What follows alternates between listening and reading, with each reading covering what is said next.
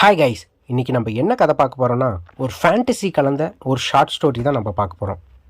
வாங்க கதைக்குள்ளே போகலாம். முன்னொரு காலத்தில் ஒரு துறவி ஒரு காட்டுக்குள்ளே கடுமையாக தியானத்தில் இருக்கிறாரு. அவர் தியானத்தை முடிச்சுட்டு காட்டை விட்டு ஊருக்குள்ளே வரலான்னு வந்துட்டு இருக்கும்போது ஒரு 2 குழந்தைங்களுடைய அழுகுரலை கேட்டு அந்த பக்கம் போகிறாரு. அங்கே போய் பார்த்தா ஒரு அழகான 2 பெண் குழந்தைகள் இருக்காங்க. அங்கே யாருமே இல்லை. அவங்க தாய் தந்தை எங்கே போனாங்கன்னு தெரியல.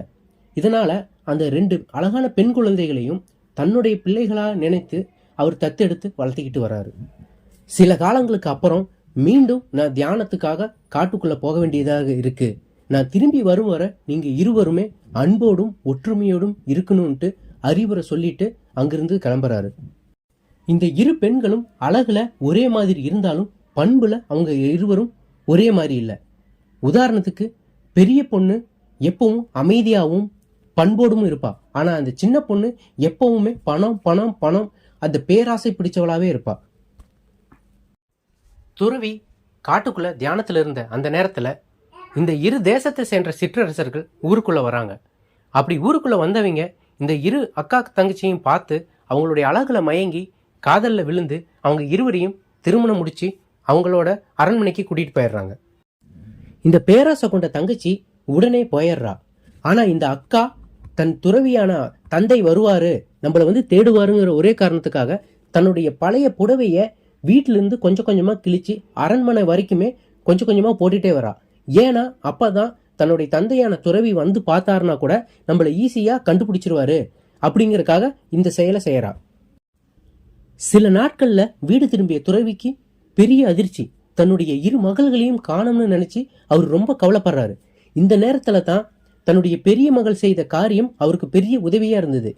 அவர் கிழிச்சு போட்ட அந்த சேலையை பின்தொடர்ந்தே போகும்போது அவர் நேரா அரண்மனையை போய் அடையிறாரு.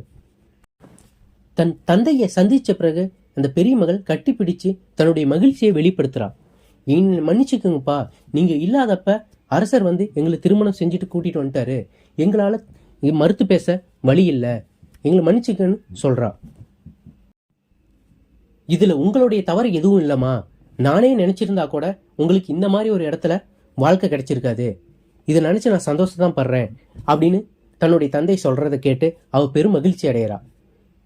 ஏழையான தன் தந்தைய சில காலங்கள் தன்னுடனே இருக்க சொல்லி அவ வற்புறுத்துறா. அதுக்கு அந்த துறவியும் சம்மதிச்சு அந்த பெரிய மகளுடைய சில காலம் தங்குறாரு.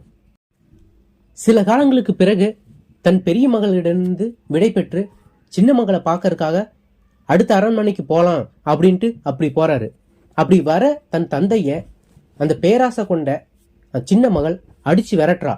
நீ பரம ஏழை, நீ வந்தீனா என்னால வாழ முடியாதீங்க, திரும்பி போ அப்படின்ட்டு அடிச்சு விரட்டுறா. மனமுடைஞ்சு வந்த அந்த துறவி மீண்டும் தன் பெரிய மகளுடனே சில காலம் தங்கி வாழ்றாரு.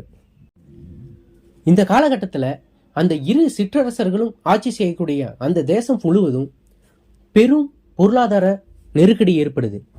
பணம் இல்லாம மக்களும் சரி அரசர்களும் சரி ரொம்ப கஷ்டப்படுறாங்க. அந்த தருணத்துல துறவி தன் பெரிய மகளிடம் என்ன சொல்றாருன்னா, நான் இறந்ததுக்கு அப்புறமேட்டு என்ன ஒரு மஞ்சள் துணி போட்டு கட்டி அட்டாளி மேல போட்டுரு, சில காலம் எனக்கு பூஜை செஞ்சு அதை திறந்து பாருமா, உனக்கு நல்லது நடக்கும் அப்படின்னு சொல்றாரு. அதே மாதிரி துறவி உயிரிழந்த பிறப்பாடு தன் பெரிய மகள் ஒரு மஞ்சள் துணியில கட்டி அவங்க அப்பாவை ஒரு அட்டாளியில போட்டு வச்சிருக்கா.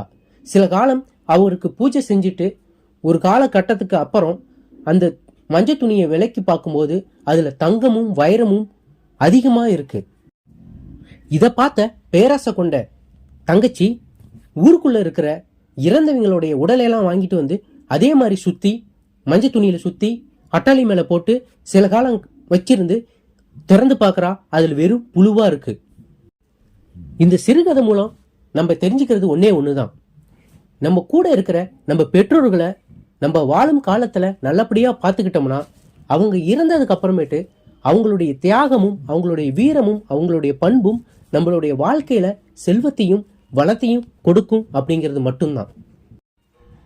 இதே மாதிரி அர்த்தமுள்ள சிறுகதைகள் கேட்கணும்னு ஆசைப்பட்டீங்கன்னா நம்மளுடைய MVS சேனலை சப்ஸ்கிரைப் பண்ணுங்க, கமெண்ட்ஸ் பண்ணுங்க, உங்களுடைய ஃப்ரெண்ட்ஸ் அண்ட் ஃபேமிலிக்கு ஷேர் பண்ணுங்க. உங்கள் நான் மணிகண்டன் ஸ்ரீனிவாசன் மற்றும் கார்த்திக் ராஜ். Thank you guys.